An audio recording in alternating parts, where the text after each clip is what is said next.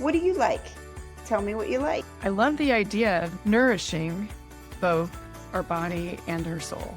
Welcome to the Nourishing You podcast presented by the National Association of Nutrition Professionals, NANP. We invite you to join Kristen Burkett and Diana Wally as they host experts from the holistic wellness space who will share practical tips and information to enhance your health and vitality. Kristen and Diana are master nutrition therapists and board certified in holistic nutrition, with private practices that support their clients as they strive to reach their full potential.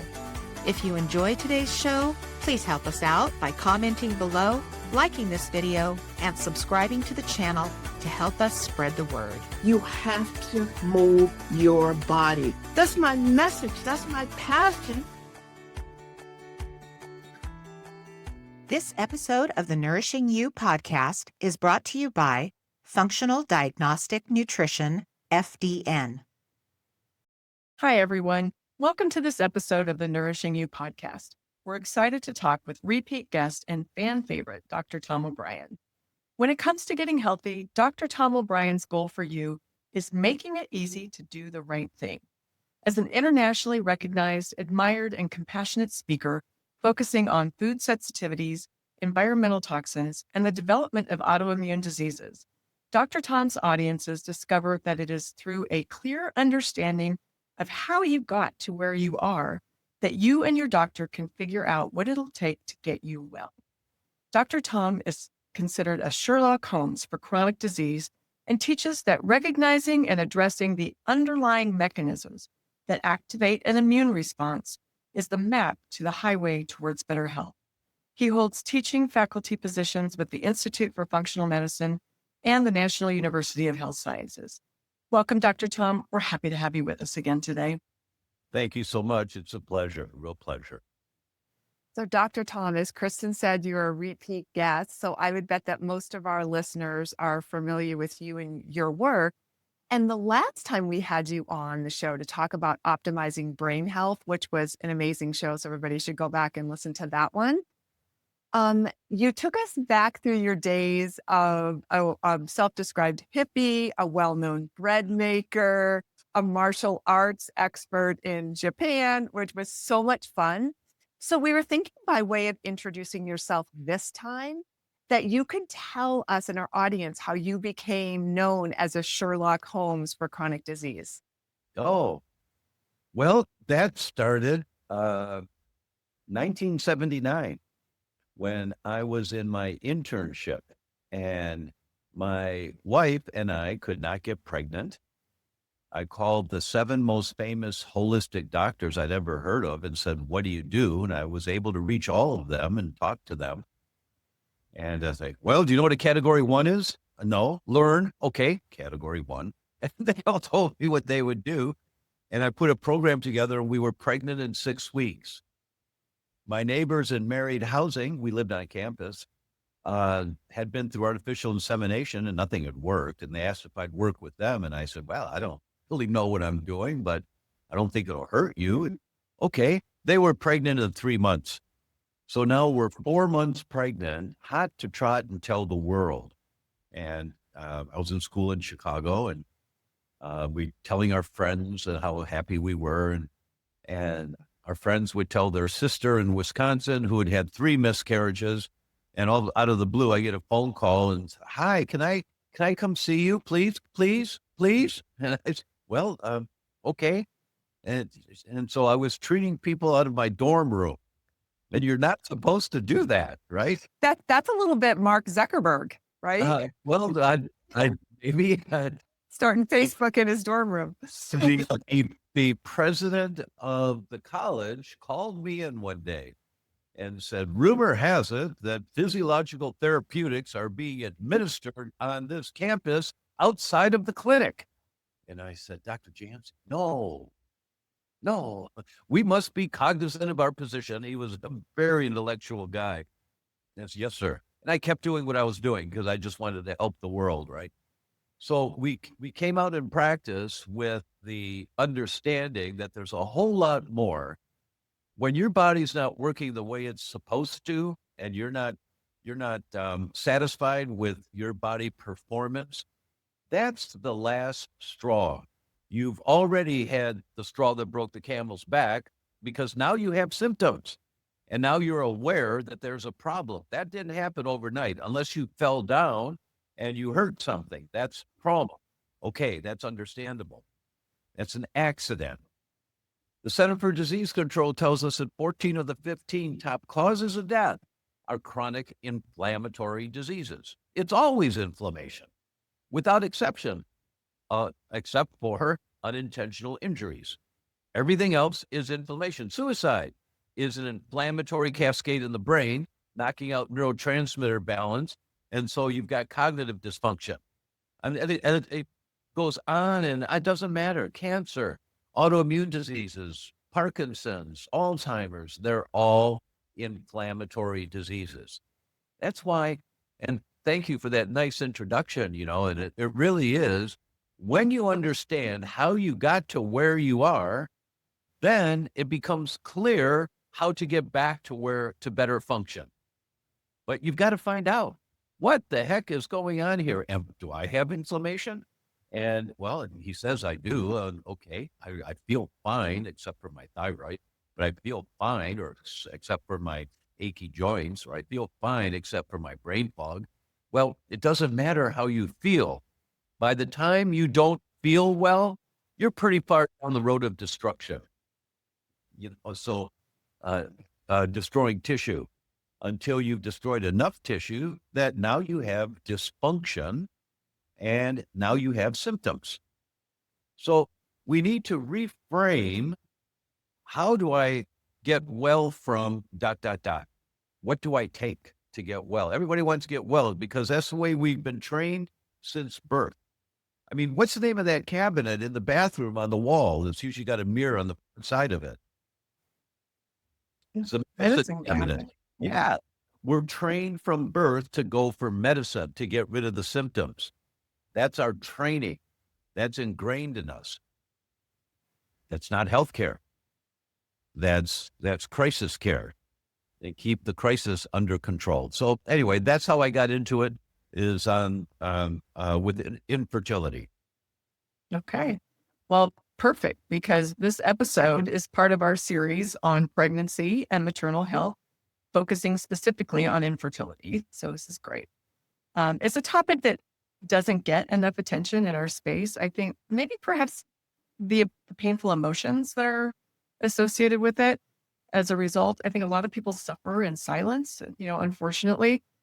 But this is a remarkably common problem, and it affects up to 1 in 5 women trying to get pregnant, which is just staggering. So we wanted to have you on to shine a light on a stealthy potential contributor to infertility, which is inflammation. So just what you've been talking about. This can feel, I think, like such an ambiguous concept to many people. Inflammation, like what is it? Because it can have so many avenues into the body, right? So our audience understands the difference between acute and chronic inflammation. And you just gave us a great explanation, broken arm versus something that's chronic and going on in the body. And because there's evidence supporting a connection between chronic inflammation and infertility, we thought you could begin with defining some of the main causes of chronic inflammation and put, shed some light on this ambiguous concept for us, make it a little bit more real. Sure. And, it's kind of cute, but this example is so very important. There's one city in the world, I will not drive it. I will not.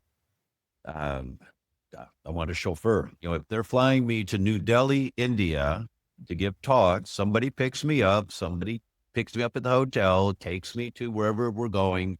I'm not driving in that city because it's the craziest city in the world to drive.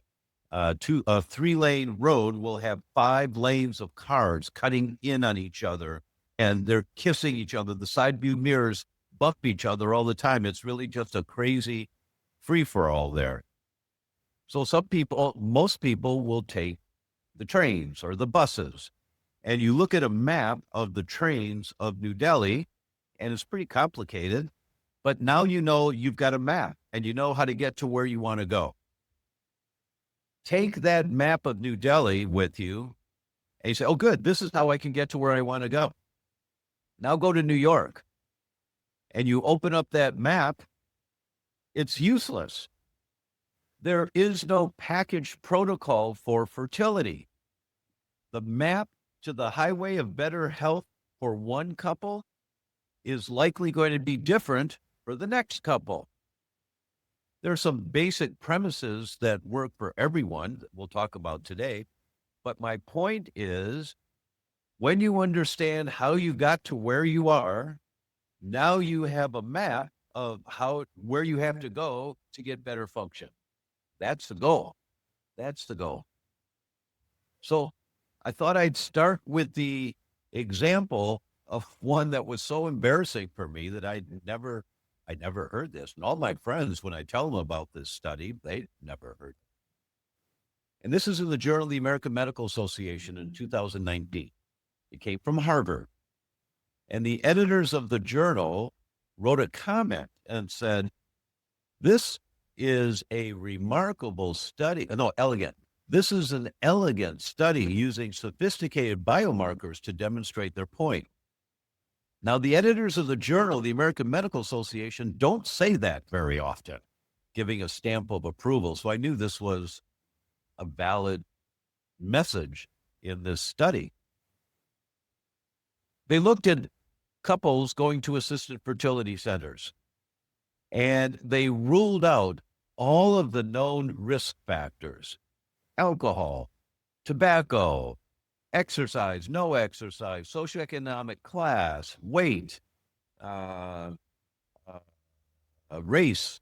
They ruled all those things out, and they looked at just one thing, elegantly looked at it, so that apparently if you're a statistician, you can't argue with the results. How many servings of fruits and vegetables is the woman eating a day while she's going through the implantation process? And as anyone knows who's had a friend going through this, that's a very stressful time for people. They just want everything to work, and they're trying to be perfect at it, and it's very stressful. All right, how many servings of fruits and vegetables is she eating? And they divided the results into 4 categories: the least amount of fruits and vegetables per day, the next, the third, and the highest.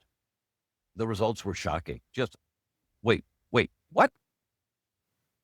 Those women in the highest category of fruit and vegetable consumption compared to the women in the lowest category, those in the highest category had an 18% less likelihood of successful implantation. Wait, what? The more fruits and vegetables they ate, the worse the outcome? Yes. And if they got pregnant, they had a 26% less likelihood of a live birth. More miscarriages, more stillbirths. And that's like, wait, what? The more fruits and vegetables you eat, the worse the outcome? Yes. Now remember, the editors of the Journal, the American Medical Association, gave the stamp of approval to this study, saying it's an elegant study using sophisticated biomarkers. You can't argue with this study. But there's some good news in the study. They had a group of women, unknown until after the study had begun, who were eating organic. And in that category, the results were the exact opposite. The more fruits and vegetables you ate, the better the outcome. And the good news was that women qualified for these reverse results if they were eating 3 servings a week of organic. Not 3 servings a day, 3 servings a week. Now that's really confusing. And I had to sit and think about that because the authors didn't address that point at all. But I think the reason is, if you're eating organic whenever you can, you probably have organic shampoo in your bathroom. You're using organic dishwashing detergent and organic laundry detergent. You're doing the best that you can. And so the really good news was it only took 3 times a week of eating organic to get the best results but after spending tens of thousands of dollars and trying to get an implantation to be successful and then carrying a successful pregnancy. That's the really good news. And there's so much that you can get out of that study. You don't have to be perfect is the first thing. But wait a minute. So why would organic versus conventional fruits and vegetables make such a difference? How could that be? It's because those women had such high accumulations of toxic chemicals in their body, and they had such a high degree of inflammation from the stored toxins in their body, continual inflammation, that the more conventional fruits and vegetables they eat, with the minuscule amount of insecticides, pesticides, rodenticides, fungicides, glyphosate, antibiotics on your celery and tomatoes and spinach and lettuce, that those minute amounts are already, they accumulate to what was already a very large load. The result being you're throwing more gasoline on the fire. That's the takeaway from that study. You don't have to be perfect all the time. That's really great news. And most likely, now there's no evidence of this, is my interpretation of why it only took 3 servings a week, is that they're likely doing other things to take care of themselves. They're trying. You don't have to be perfect, but they're trying. So this is basic 101 information for every couple wanting to get pregnant. The woman needs to detox before she ever tries for pregnancy. And I'll give you another example of why before is so important. Different topic. We talked about it last time about the brain. Blue Cross Blue Shield came out with a study in February of 2020, and they said, we got a problem here, a real problem. In the previous 4-year period, there was a 407% increase in the diagnosis of Alzheimer's in 30 to 44-year-olds in 4 years. Why? Because people are being born toxic now, because their mothers were more toxic than their mothers earlier, the grandmothers were. And that toxicity, women who have 2 antibodies to baby's brain tissue during pregnancy, and, if you do the NeuroZoomer Plus, and that's what we talked about last time was that test, women that have elevated antibodies to brain proteins, 86% of the children of the offspring of those women that have 2 antibodies to fetal brain proteins are on the autism spectrum. 86% of them. Why? Because mom was fighting these brain proteins during the development of baby's brain. So we have to look, where is this? It's happening earlier and earlier ages because our world is accumulating with more and more toxins. So we're being exposed to all these toxins. The idea of an annual cleanse, a detox, spring cleaning, all that kind of concept that we talked about back in 1980, 1990, that's no longer valid. Detox needs to be now a part of everyday life, meaning being aware of how do I help to reduce my exposure to these toxins, and how do I get out the toxins that are coming from the chemtrails and the toxins in the water, and how do I get these out? We have to be thinking about that and have some little things that we can give to our clients and our patients to do every single day.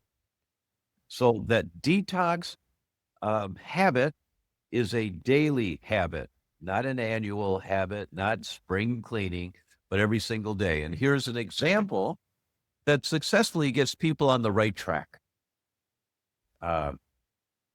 When we wake up in the morning, most people, the first thing they do is go to the bathroom. Right after that, the very next thing, you drink big glass of water. Hydrate. Get your body hydrated to start the morning. I'm in charge of that for my wife and I make the coffee in the morning. So by the time she comes downstairs for coffee, there's a big glass of water with a scoop. That's 4,000 milligrams of vitamin C from Vitality C. I've been using it for 30 or 40 years. It's just great. Vitality C is in there, and Pectisol is in there, the anti-inflammatory modified citrus pectin. We take it every day.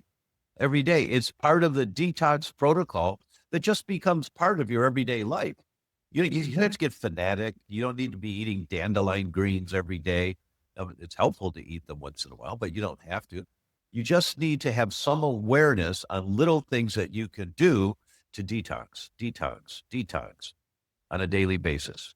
All right, I'll pause there. Yeah. So we're really, it's more about living almost in a defensive mode against what the current environment is. Exactly right. Exactly. Yeah. Rather than occasionally detoxing from random exposures. We're barraged every day between not just the chemicals on our food, but the chemicals in the air, in our homes, and everything that's off-gassing in our personal care products. It's pretty much everywhere. And so, Yes. and Yeah.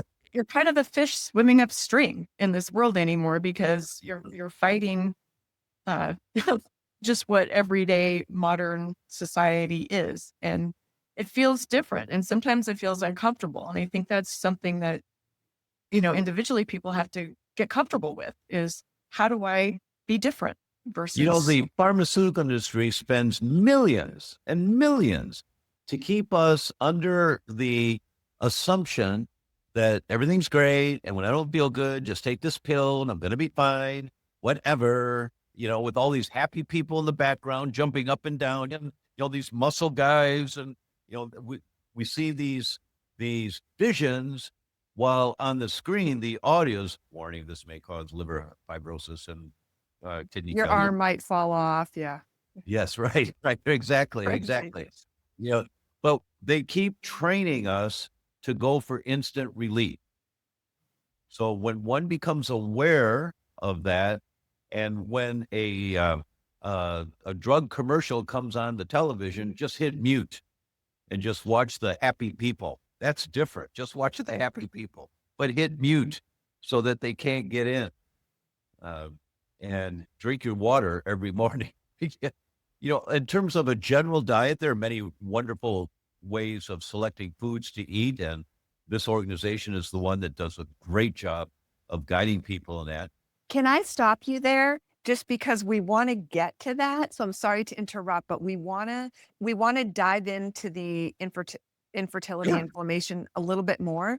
Sure. And we definitely want to spend some time, which is really our expertise and of course yours, on how to quench inflammation. You've given us a couple of things, and just listening to you and then Kristen highlighting what you said about making detoxification an everyday thing feels so much more doable to me than thinking, oh, I have to do this epic detox once a month or once a year or Right. what have you. Like, it just sounds much more manageable. So I love that. I love that you said that and Kristen highlighted that. So just catching everybody up. So we've talked about, a great overview of inflammation. You've given us a real understanding of that. And we know you've also said that chronic inflammation is linked to a lot of diseases, cardiovascular disease, cancer. Every disease. Every disease. Yep.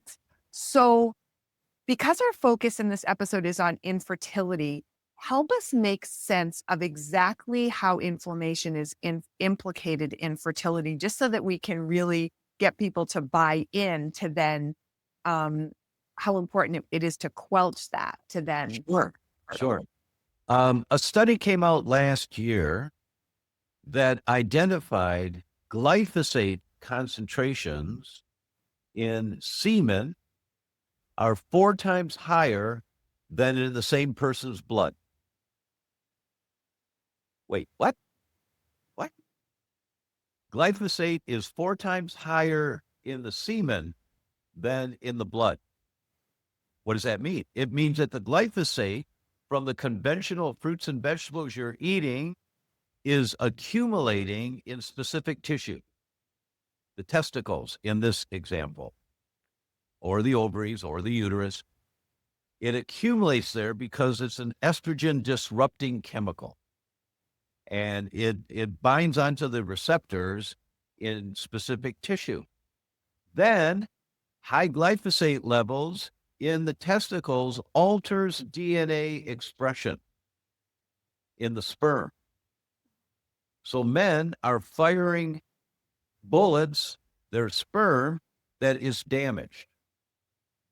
If they make enough, and the average guy has 1/3 the sperm concentration that his grandfather had at the same age, and testosterone, it's really interesting that those two markers are almost neck and neck together, sperm concentration and testosterone levels in men.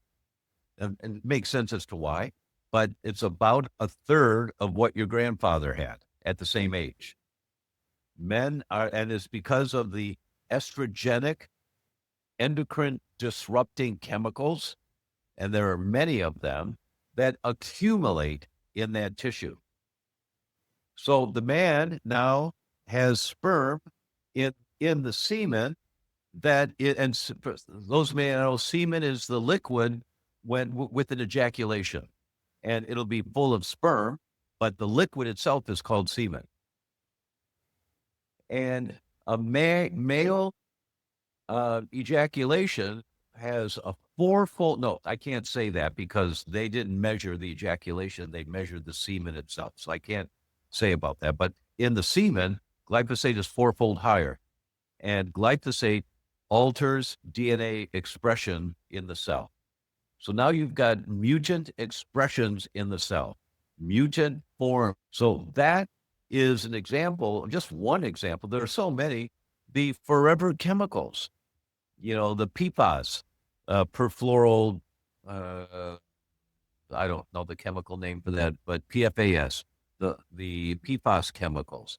They're called forever chemicals. They stay in your body forever. They don't break down unless you get them out of there. And now we know there are some strains of probiotic bacteria that will grab the PFAS and pull them out, which is really great to know. The science is in on that, and the company will be launching their products early next year. That's exciting. I've read the studies. Yeah, it's very exciting. Functional Diagnostic Nutrition, FDN, is a global leader in functional health education, training practitioners to uncover the root causes of chronic health conditions. Since their inception, they have empowered health coaches, nutrition professionals, personal trainers, and other wellness professionals to transform their practices through their unique methodology. FDN's program blends cutting-edge lab testing with personalized health coaching, offering a comprehensive approach to wellness that goes beyond symptom relief to achieve long-lasting health. Very exciting. So that you can start to reduce. So one of the things that I do with, if someone wants to see me, and I'll see by Zoom one patient every 2 weeks, maybe. I don't have a lot of time to do patients anymore, but I like to do one every once in a while. They have to do a battery of tests before I'll ever see them. There's, because I don't have time to convince you that we need to find out what's wrong with you. I don't have time for that. So people are going to either read my books or watch some of the docuseries like the inflammation equation. So they understand, oh, okay, this is inflammation. Well, where's my inflammation coming from? Great question. Let's find out. Do this test, this test, this test, this test, and we'll find out. And when you see, probably, I haven't kept track of it, but probably somewhere between 30 and 40% of the time in that battery of tests that we do, 30 to 40% of the people have elevated levels of toxic chemicals that have accumulated in their body over the years. We saw the studies back in the 1990s. Kids that live within a quarter mile of an expressway or a freeway have much higher incidence of attention deficit and performance in school is compromised. Because they're breathing that smog that's in their house every day, right? Just chemical exposures. So about 30 to 40% of people will have not measurable, because it's all measurable, but elevated levels of these toxic chemicals in their body. And the immune system doesn't like send scouts out into the bloodstream every once in a while to see if there's any problems. It's a 24/7 monitoring process. And if you've accumulated lead or cadmium or arsenic or glyphosate or organophosphates or PFAS chemicals, if they've accumulated in your body, your immune system is fighting them 24/7. That's called low-grade chronic systemic inflammation. And it's that low-grade chronic inflammation that's there throughout your system all the time. That's the problem. That's causing the dysfunction that people have. That's causing the breakdown of the cells, and then they get weaker and weaker and weaker. And it'll manifest as Hashimoto's thyroid, or it'll manifest as seizures, and or it'll manifest as chronic fatigue, or it manifests as recurrent miscarriages. I mean, it doesn't matter what the symptoms are, the mechanism. We always have to go back to the question, where is the inflammation coming from? And when you identify, well, here's your test. So test, you have to make sure you're doing the right test. So can you talk about that a little bit more? So kind of to Diana's question. So you've really honed in on toxic burden as being one of the main triggers of chronic inflammation, coming from chemicals either on our food, in our environment, in our care products, wherever those chemicals may be coming from. Right. Where are some of the other sources of that chronic inflammation potentially coming from, other than mold? Mold is really common. Mold Okay. is so common. Probably, once again, I've not kept track, but probably 70% of the people that I see, they've got elevated levels of antibodies fighting mold, or they've got elevated levels of mycotoxins, the exhaust of mold, in their urine tests. Mold is nasty. It's just, it doesn't kill you outright, but it takes over. It takes over your energy production. It takes over your brain function. It's just nasty. And, okay, I'm sorry, I'm going to keep interrupting you because you keep making these great points. But just to kind of ferret out the mold question, people, what I find, they hear the word mold and they think, oh my God, my house is ruined. I've got to do like all these major things. But sometimes it's exposure in your like home environment from water damage. But I'm finding there's almost as much of this exposure to mycotoxins just from grains, from mycotoxins that grow on our grains, the way they're stored and all of that. So it's in our food Yes. versus just in the environment. And that's a point that I don't think a lot of people are familiar with.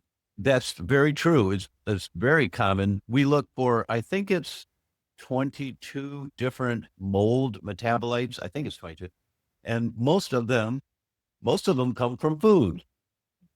Because you're buying food, and we all need to be smart shoppers, and allocate our dollars to the best quality we can. And sometimes people are buying food that's been on a shelf for a year, but you don't know it's been stored like that for a long time. That's why the better the quality of the food source that you have, and you go organic without exception. Now, look, my wife and I went out for a really nice dinner last night in this cute little town about 10 minutes from us. And we live in Italy now. And so we're up in the mountains in Piemonte, and beautiful restaurant, very elegant restaurant, not expensive, but the food's not organic. Sometimes they've got bio food, which is how they refer to organic here, bio, but not everything. But, once in a while, I'm going to make it. But so when I looked at the wine menu, they had like a 30-page wine menu, because this is the home of the great wines, Piemonte. And I just looked at it and I said, which ones are bio? Oh, va bene, va bene. And he went, this one, which ones are organic? And so then and I asked him, well, what's the difference between this and this? And he would talk about the vineyard and the guy that runs the vineyard and his grandfather started the vineyard. It goes all through his history. But this one, and my wife would say, what about the taste? Let's get back to it. And he picked a lovely bottle of wine for us. But my point is, you're not going to eat organic all day, every day. But remember the study we started off with, 3 times a week made a huge difference in the success for implantation. Yeah, you just do your best as you can, because it's overwhelming to think, oh my God, I can't eat grains anymore. Oh my God, what's wrong with rice? Oh my God, why can't I eat that? It'll just freak you out, overwhelm you Right. as you start looking But at the freshness of that could make a difference, right? So fresh grains versus processed food grains, may be a difference in the amount of mycotoxin exposure. and you go for companies that take pride in saying we're really trying to do better quality. I mean, it could be all marketing bull, it could be, but with experience, you learn the companies that you trust, and then whenever you can, you go for the higher quality. And you don't have to be perfect. You don't have to make this stressful. And it's going to be stressful enough changing lifestyle, right? But you just give it your best shot and you do the best you can whenever you can. That's the concept. The definition of enlightenment is to lighten up. We want to lighten up on the intensity of, oh my God, I got to do all this perfect. And no, just do your best. Look at that study, 3 times a week. That's all they did was 3 times a week. And they had successful implantation and successful pregnancy and a healthy delivery. Well, Right? and is it possible, Dr. Tom, you've mentioned the word stress several times, and I think that that's very underrated in health. So people are trying so hard to be healthy and do everything perfect that causes them to be unhealthy. So could it be that added stress from trying to be too perfect is adding to their health issues? It's a common piece of knowledge in the veterinarian world and in those scientists that study animals in their home habitat, that animals that are under stress, constant stress, they don't get pregnant. They don't, because nature knows that she gets pregnant right now, this mama lion who's under so much stress because there's some big lions trying to take over everything. And they're always hovering if they're under that kind of stress and they get pregnant, they'll probably die. So when you have increased stress hormones, there is a backup system that prevents pregnancy. So you're absolutely right about the amount of stress that when we're under. The consultation I did today was with a lawyer in Croatia, and she's 40 and she's been wanting to get pregnant. She hasn't been able to get pregnant.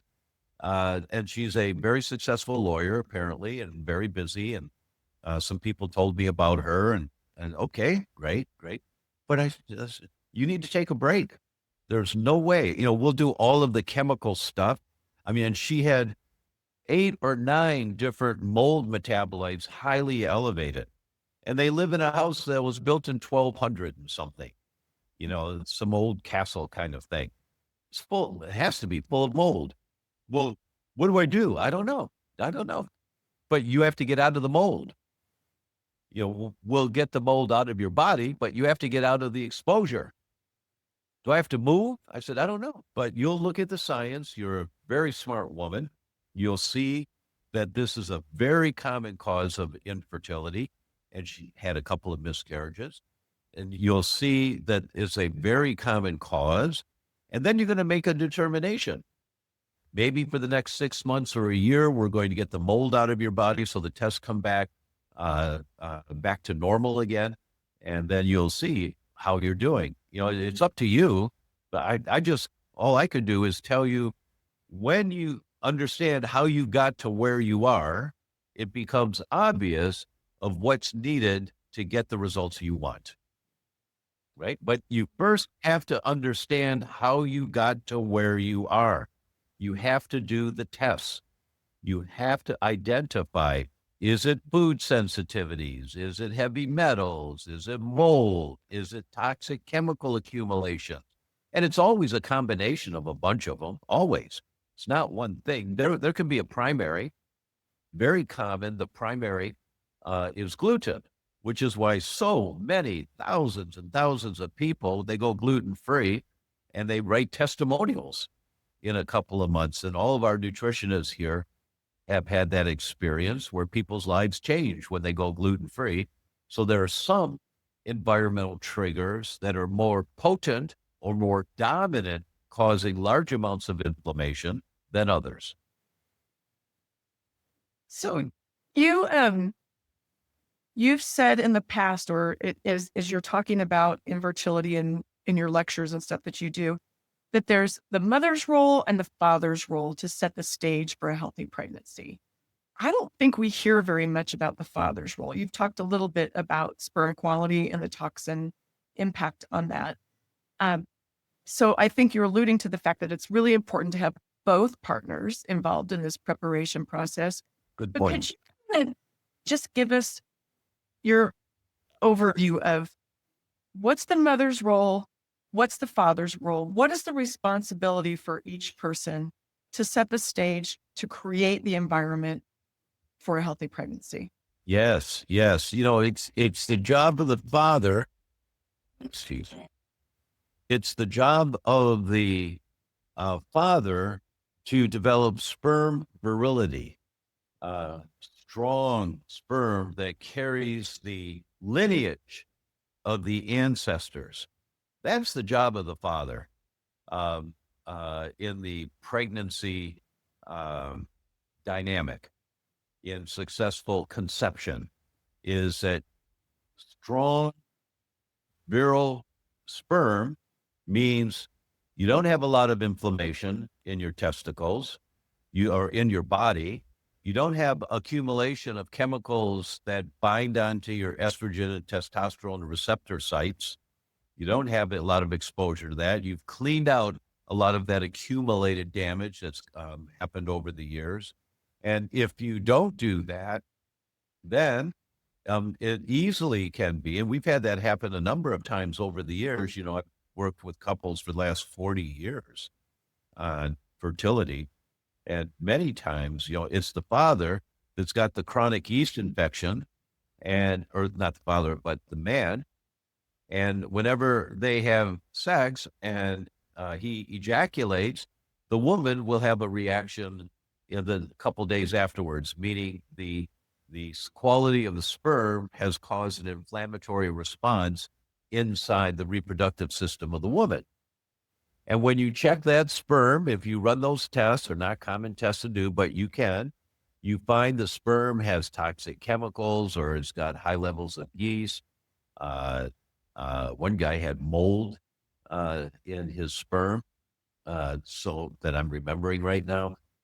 So the role of the father, it's been convenient over a lifetime in a masculine dominated society to say, I just need to fire my wad and then I'm done. No, no, you need to prepare so you've got virile, really healthy, strong sperm.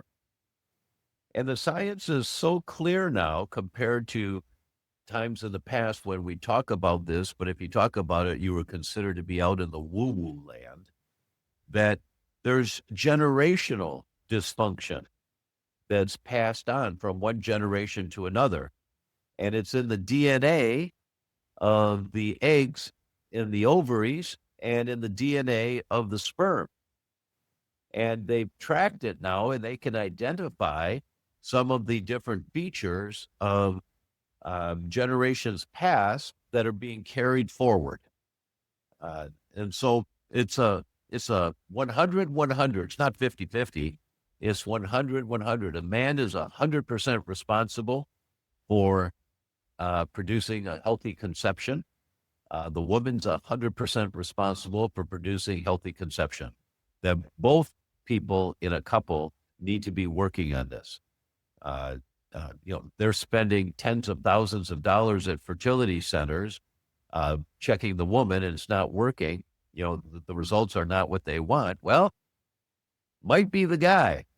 Get your husband in here, right? And so many times so many guys, I'm fine. I call it the I'm fine syndrome. And these are guys who think they're Sherman tanks. They keep going, going, going, or like the Duracell battery bunnies. They go and go and go until they drop. Boom. And these are guys that drop in their 40s and 50s of some disease because they never put attention on where some of the inflammatory triggers causing the tissue damage, what they might be, or if they were even there. Guys just don't look at that very often. So the newer generations of people are looking. They're asking questions. They're saying, well, am I healthy? Is my sperm healthy? And that's a great question for a couple to ask their doctor if they're going to a fertility center. Is my sperm healthy? He said, well, I don't know. Let's check. Give me a sample. And they take a sample. And if the doctor is only checking the sperm count and how active they are, that's the test they were doing in the 1990s, 25, 30 years ago. Well, doctor, excuse me, but does that tell me that my sperm is healthy? I've got enough sperm and it's swimming okay? I mean, isn't that kind of outdated now? I mean, is it healthy? Is the DNA okay? And most of our experts in reproductive medicine don't check any of this. They don't look to see if you've accumulated a lot of these forever chemicals in your body. You have glyphosate in your body, in your semen, that's 4 times higher than in the blood. And what's the effect of that? Well, you have to read the science to see it alters the expression of DNA. So the man's DNA in his sperm is altered when you have high levels of glyphosate. So you said it earlier, you have to find a doctor that knows this stuff and has some familiarity with it to do the right type of testing. That's all super helpful. Yeah. So let's pivot with our remaining time and do what we do best, which is providing, practical, actionable tips for the audience. And this is, of course, in terms of reducing chronic inflammation to optimize fertility. We touched on, everyday things you can do, wake up, go to the bathroom, hydrate, eat organic produce, you said, at least 3 times a week, high quality food. But maybe there's a couple, like 2, 3 foods that are great for reducing inflammation. And then maybe we can touch on some lifestyle factors such as exercise, sleep, and stress. But maybe we could start with, a couple of foods that people should be eating to help with their inflammation. I appreciate the question, and it's great to have some takeaways. I'm happy to do that. But it's dangerously close to falling into the category, well, what do I take? What do I take? And okay, I'm just going to take this and keep living the lifestyle that I've lived for the last 30 years. I don't do that. I can't do that. But in terms of foods to increase likelihood of successful conception, the top of the list are berries. Raspberries, blueberries, black raspberries, blackberries, not so much strawberries, a little, but not so much. But berries are top of the list. I mean, we knew 25, 30 years ago, 1 cup of blueberries a day. For 3 years, you eat 1 cup of blueberries a day and your brain's functioning as well as it was 13 years earlier.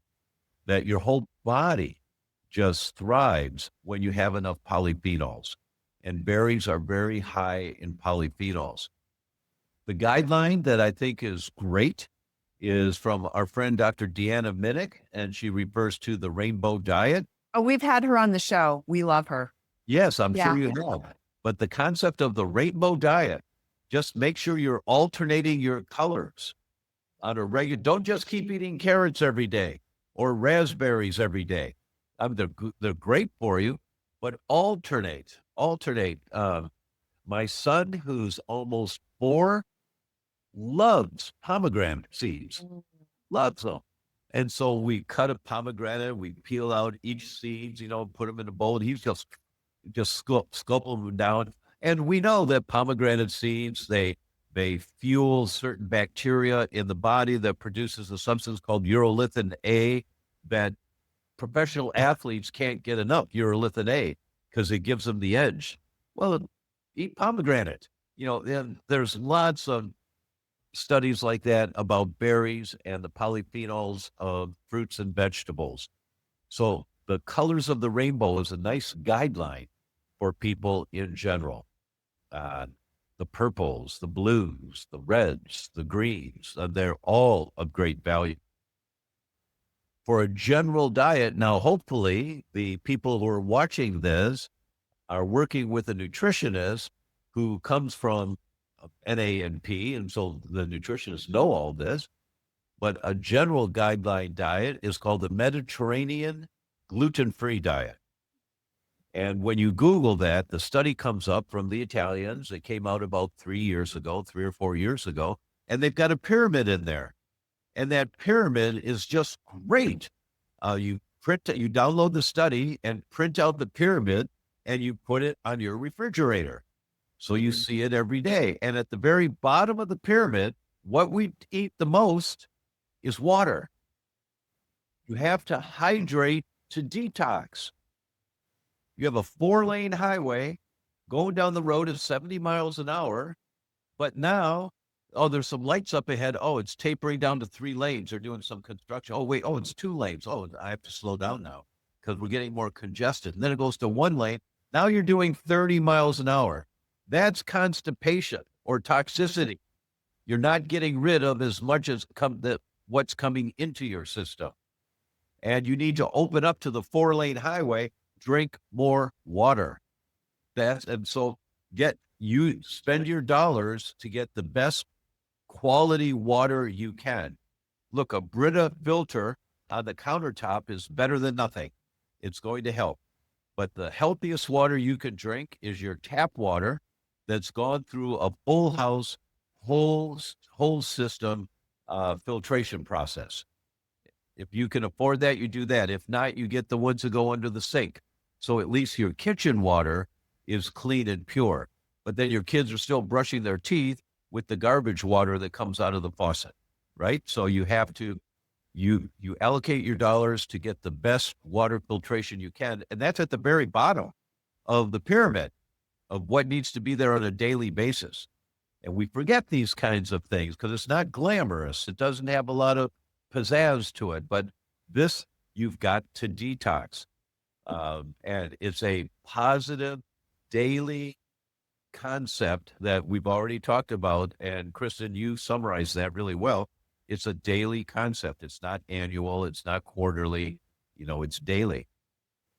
So the berries are really, and colorful fruits and vegetables, critically important. More important, I think, than most anything else. If there's a top priority, number 1 is water. Number 2 are the polyphenols from fruits and vegetables. In our drink every morning, I put a scoop of Vitality C, is 4,000 milligrams of vitamin C.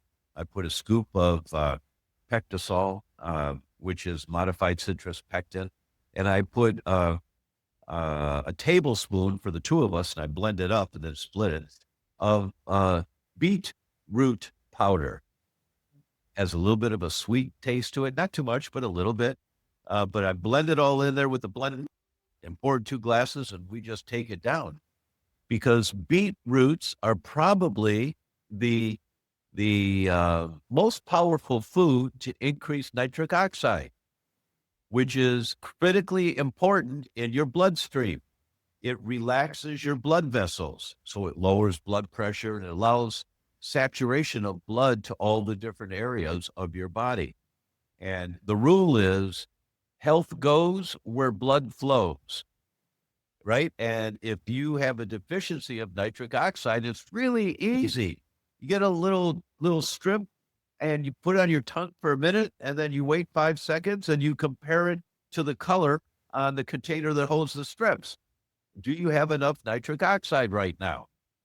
I mean, there's some no-brainer things like that. And I tell patients to get that one, get zinc tally to test the family. And once a month, you do a nitric oxide test. Once a month, you do a zinc test. And you just see, how's the family doing? Are we getting enough? But most people are deficient in nitric oxide.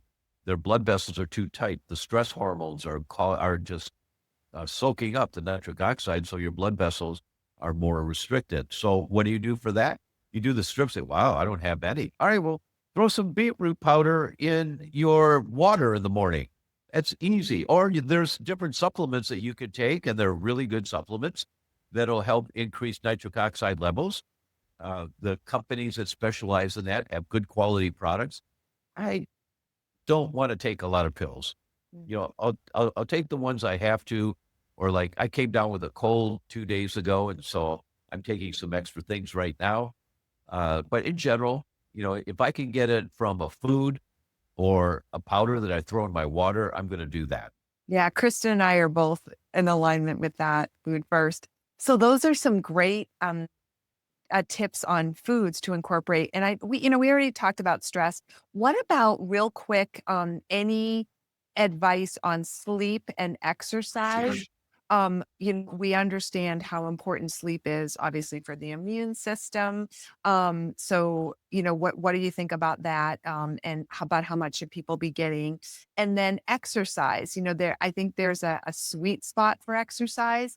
Too little is obviously not good for you, but I know too much might be problematic and could potentially, cause some extra inflammation potentially. So yeah, what about sweet spots for sleep and exercise? Sure. Yes, very true about exercise. If you're doing endurance exercising of any type, you're creating a leaky gut. There's too many studies on that to ignore. So the first and most important thing to do for most people, and I say that, if there's only one thing you're going to do, there's only one. All right, doc, I'll do one thing. This is too overwhelming. What can I focus on? Build a healthy, diverse microbiome. That is more important than anything else because that affects everything. All disease begins in the gut. And that's not me saying that. That's Hippocrates 2,500 years ago. And that's Fasano at Harvard now. All disease begins in the gut. That's what they're teaching medical doctors at Harvard Medical School. So because excessive exercise, where you go into sympathetic dominance, also referred to as anaerobic exercise.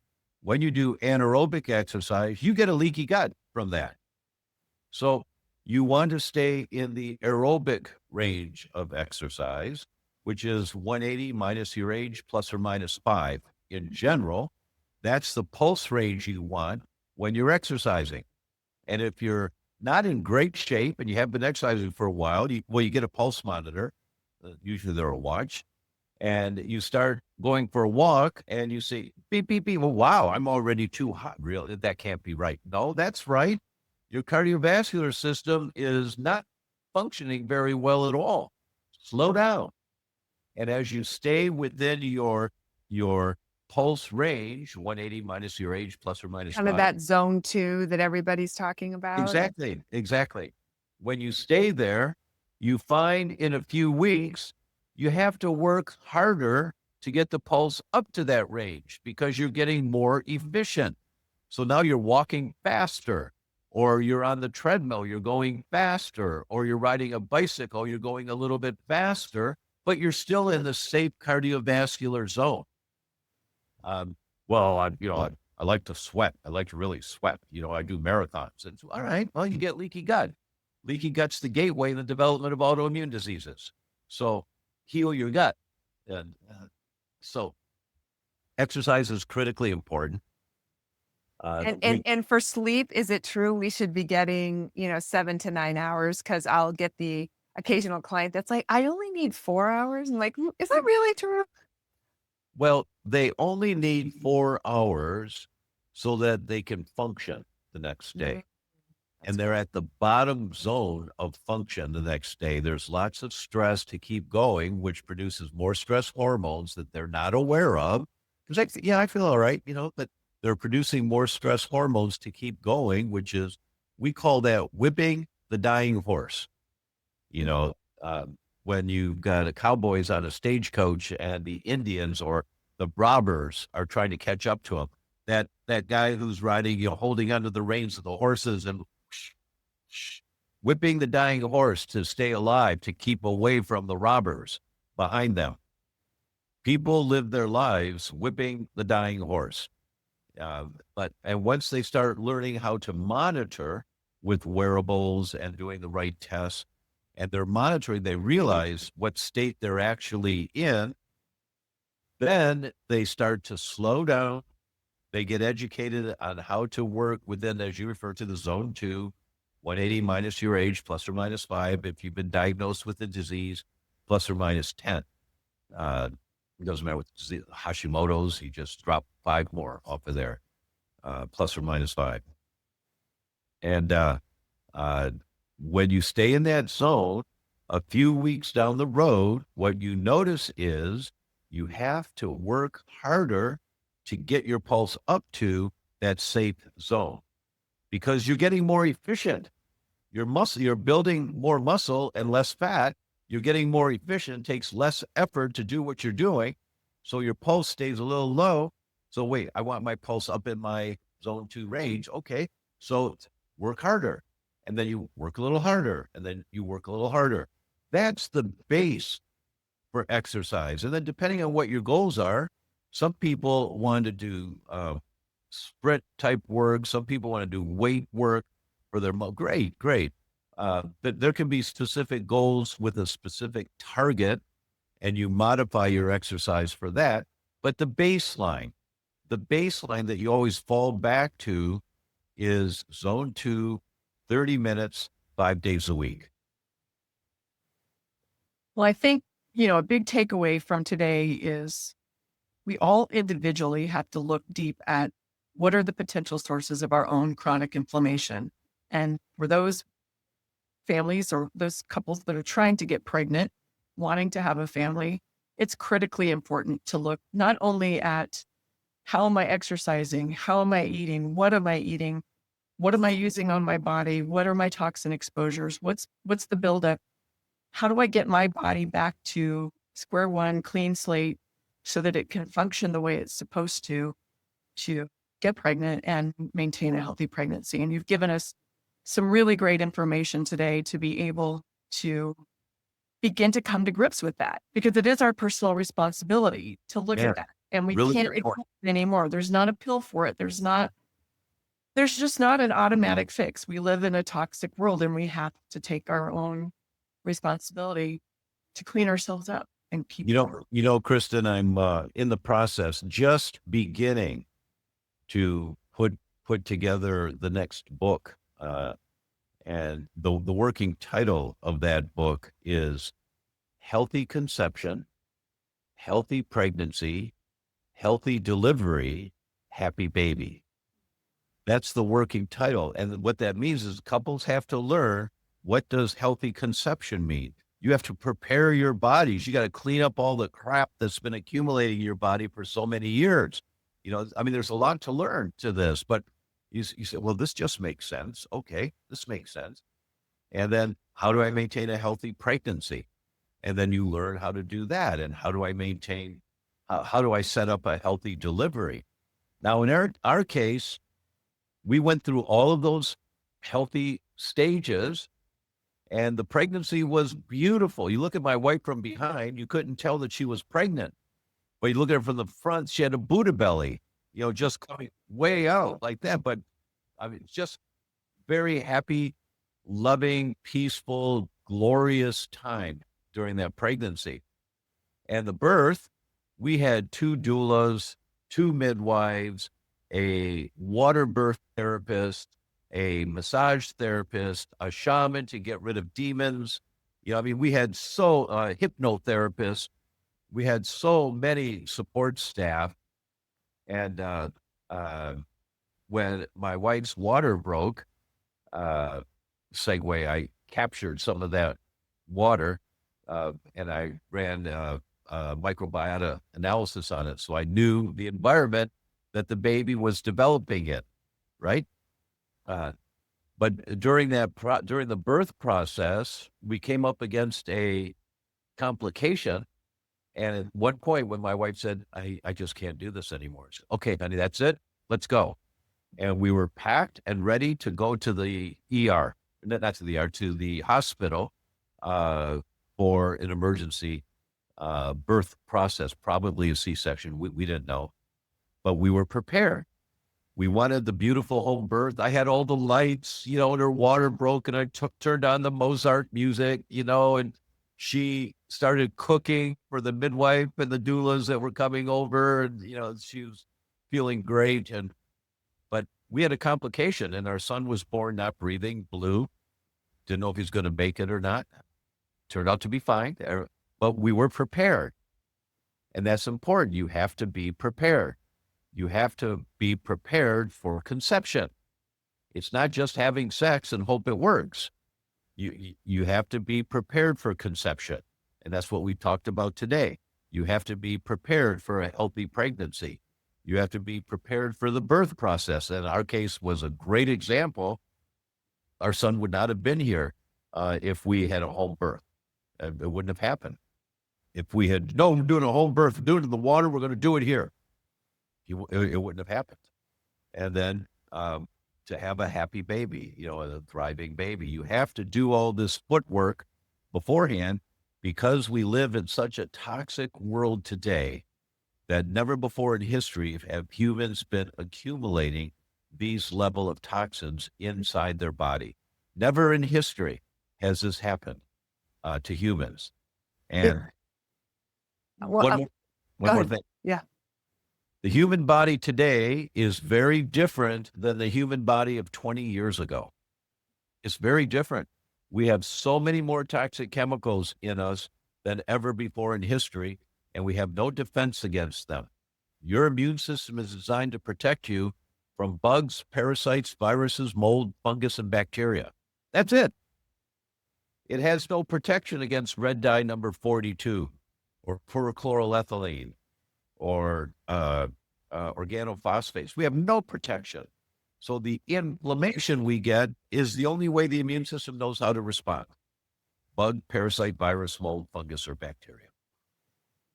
Yeah, it's amazing. I just wanted to say, if people want to find out more, where should they look you up? Oh, thank you. Thank you so much. We did this thing I said at the beginning called the inflammation equation. It's all free. It's at theinflammationequation.com. And when you watch, I traveled to 7 countries and I interviewed the world experts on inflammation and how it affects brain function, inflammation and how it affects fertility, inflammation and how it affects autoimmunity. And you hear what these experts say. And we've got a workbook for every day. They're about 45 minutes long, the sessions. And then there's a workbook you can download with some questions and, so that you can, because, the rule is if you go to a conference, if you review the information in 24 hours, and then you review it again in 72 hours, it converts to long-term memory. And so, if you take notes or you've got the slides in a presentation and tomorrow you just look at all the slides, oh yeah, I forgot about that. Oh yeah. That's 24 hours. Then you do that again 3 days later, it goes to long-term memory. So we give you the workbooks that ask a couple of questions. And in your life, how do you think this might manifest? So it's theinflammationequation.com, and it's all free. But after that, I promise you, you are much more educated on the current status and what you're up against so that you can develop a game plan for you and your spouse or for you and your family on how to get back on the road to the health that you're looking for. Well, we really appreciate you doing that because I think it's a fantastic series anyway. I love it. And it's just a great resource. So thank you for taking the time out of your life to put that together. Thank you. Thank you so much. And thanks for a great show. We really appreciate you coming back on. I'll have to do it again, maybe after the book comes out. That would be wonderful. Thank you. We'll let you know when that is at. That'll be a year and a half maybe from now. Takes a while to do those things. Yeah, I'm sure. I've heard. Well, thank you so much again, Dr. Tom, and thank you to everybody out there for tuning in. We always appreciate your support. And until next time, be well. This episode of the Nourishing You podcast is brought to you by Functional Diagnostic Nutrition, FDN. For more information about Functional Diagnostic Nutrition, FDN, go to functionaldiagnosticnutrition.com. Don't miss a beat. Find other episodes and subscribe to this podcast on YouTube or check us out on your favorite streaming app. Now available on Apple Podcasts, Pandora, Spotify, iHeartRadio, Amazon Music, and more. You can also visit nanp.org for more information. Looking for a board-certified holistic nutrition professional to support you on your health journey?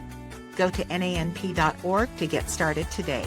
Membership in the NANP provides you with a competitive advantage. Whether you're a current practitioner or a student, we want you to become an active, informed leader of the holistic nutrition community and join our association today. When you're ready to go a step further, you can boost your credibility by becoming board certified in holistic nutrition. Visit nanp.org today to apply. The information on the NANP podcast is for educational purposes only and should not be considered medical or legal advice. The NANP is not liable or responsible for any harm, damage, or illness arising from the use of the information contained herein. By listening to the information on this podcast, you agree to defend, indemnify, and hold harmless the NANP and all agents. Copyright NANP, all rights reserved. Until next time, stay nourished.